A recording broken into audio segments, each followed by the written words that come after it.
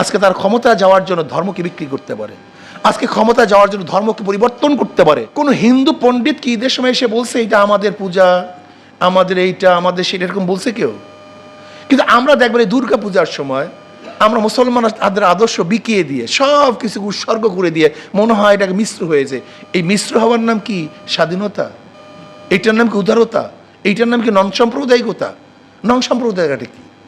আমি হিন্দুদের পূজা ঠিক মতো করতে পারে, তারা স্বাধীনভাবে পূজা করতে পারে, এই দায়িত্ব আমার, এটা রাষ্ট্রের দায়িত্ব।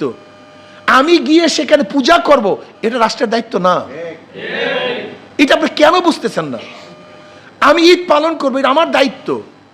কিন্তু সবাইকে ঈদ পালন করতে হবে, এটার নাম নন সাম্প্রদায়িকতা। এটা আপনাকে কি শিখেছে? যারা দেবীকে বিশ্বাস করে তারা দেবীকে নিয়ে আলোচনা করবে এবং আলোচনা করতে পারে। এই স্বাধীনতা দেওয়ার নাম হলো রাষ্ট্রের কাজ। কিন্তু আপনি গিয়ে দেবীকে একেবারে নিজের খোদা বানায় ফেলাইবেন, এটা রাষ্ট্রের কাজ না।